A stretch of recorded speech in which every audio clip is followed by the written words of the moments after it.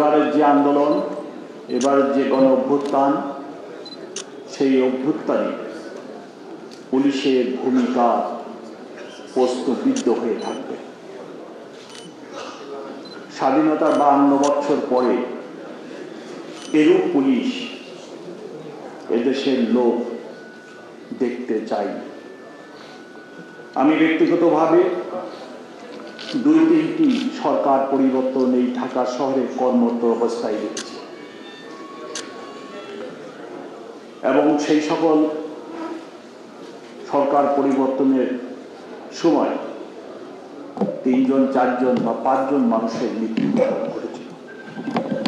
কিন্তু এবারের আন্দোলনে হাজার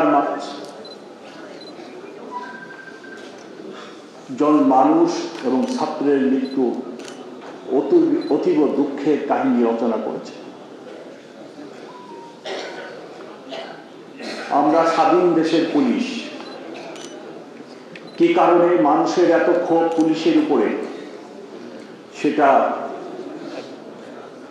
বিশ্লেষণের অপেক্ষা রাখে। আমাদের বিশ্লেষণ করা উচিত। পুলিশের দীর্ঘদিন, বিশেষ করে গত 15 বছরের যারা নেতৃবৃন্দ ছিলেন, তারা কি ভূমিকা রেখেছিলেন, তারা কি কর্মকাণ্ড করলেন যে দেশের মানুষ আমাদের প্রতি এত বিরক্ত ত্যক্ত হলো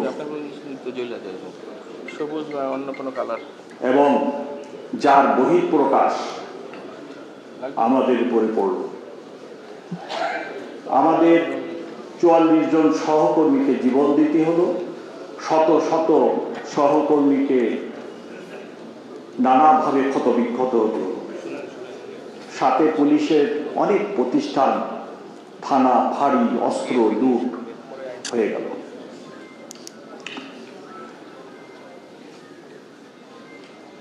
পুলিশের যিনারা নেতৃবৃন্দ ছিলেন, ওনারা সঠিক সিদ্ধান্ত নিয়েছেন কিনা বা নিতে পেরেছেন কিনা, সেই বিচারের বিবেচনা আপনাদেরকে আমি ছেড়ে দিলাম। 72 ঘন্টা আগেও যদি ওনারা সঠিক সিদ্ধান্ত নিতেন, তাহলে অনেকের জীবন রক্ষা পেত এবং আমাদের পুলিশ সদস্যদেরও অনেকের জীবন রক্ষা পেত। কিন্তু সেইরূপ সিদ্ধান্ত নেওয়া হয়।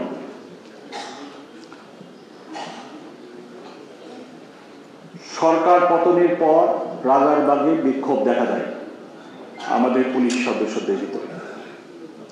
সেখানে নানা ধরনের স্লোগান, নানা ধরনের দাবি দেওয়ার প্রশ্ন ওঠে।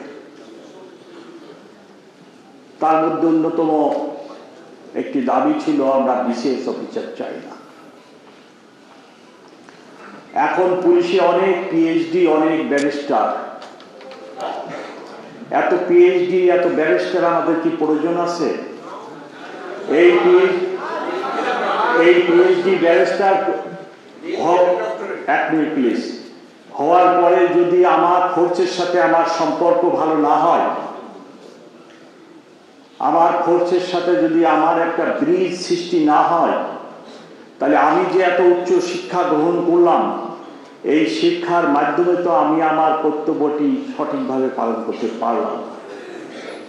তাই কর্মরত সবাইকে আমি অনুরোধ করব, আপনি যে লেখাপড়া করছেন তার জন্য অনেক কষ্ট করেন, রাত জাগেন, কিন্তু সাথে সাথে এই শিক্ষা এটাকে নিজের জীবনে সহকর্মীদের জন্য বাস্তবায়নের চেষ্টা করবেন।